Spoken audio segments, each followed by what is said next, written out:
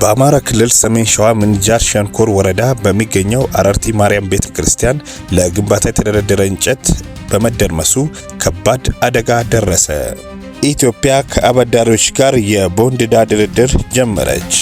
የከፍተኛ ትምህርት መግቢያ ውጤት ዝቅ አለ። እነዚህን ዜናዎች በዝርዝር እንመለከታለን። አብራችሁን ቆዩ። ለቻናላችን አዲስ የሆናችሁ ቤተሰቦች ሰብስክራይብ በማድረግ እንጀምር። አዲስ ኒውስ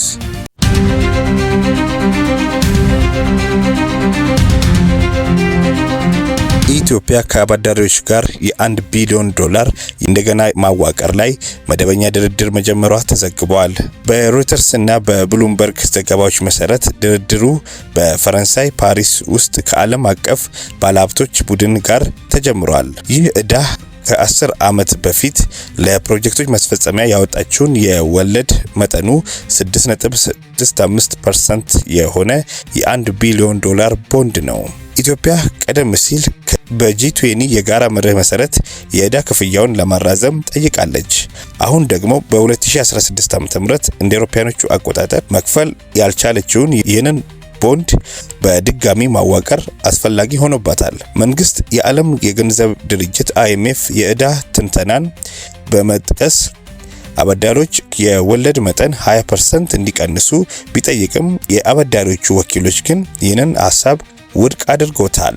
የአበዳሪው ቡድን በቅርቡ ይፋ የሆነውን የኢትዮጵያ ጠንካራ የውጭ ንግድ አፈጻጸም ክፍያውን መሸፈን እንደሚችል አመልካች በመሆኑ የክፍያ ጊዜውን ማስተካከል እንደሚመርጥ ገልጸዋል። የገንዘብ ሚኒስቴር ባለስልጣናት የልዑካን ቡድን ወደ ፓሪስ መሄዱን አረጋግጠዋል። ሆኖም እስካሁን በተደረገው ድርድር የተጨበጠ ስምምነት እንዳልተደረሰ ምንጮች ገልጸዋል። የከፍተኛ ትምህርት መግቢያ ውጤት ዝቅ አለ። ትምህርት ሚኒስቴር ለ2017 ዓ.ም የከፍተኛ ትምህርት ተቋማት መግቢያ ዝቅተኛውን ውጤት ከ300 ነጥብ ወደ 297 ዝቅ ማድረጉን አስታውቋል። ቀደም ሲል የነበረው መስፈርት ባለፉት ጊዜያት ተማሪዎች ወደ ከፍተኛ ትምህርት ለመግባት ከ300 ነጥብ በላይ ወይም በመቶ ሲሰላ ከ50% በላይ ማስመዝገብ ይጠበቅባቸው ነበር።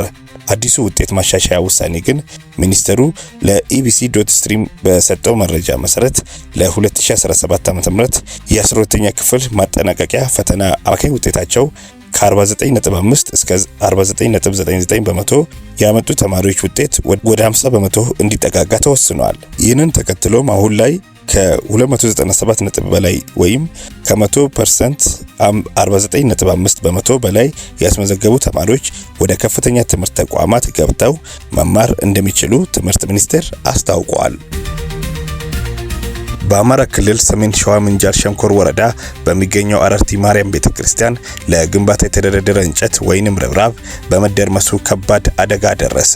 ዛሬ መስከረም 21 2018 ዓ.ም ማለዳ ከ1 ሰዓት ከ45 አካባቢ ምዕመናን የማርያም ዓመታዊ በዓል ምክንያት በማድረግ በስራ ላይ ያለውን ቤተክርስቲያን ሲጎበኙ 14 ዓመት የቆየው የፎቁ መረማመጃ ርብራብ ከአቅሙ በላይ ተጭኖ በመሰበሩ የደረሰው ጉዳት ቢያንስ 30 ሰዎች ህይወታቸው አልፏል።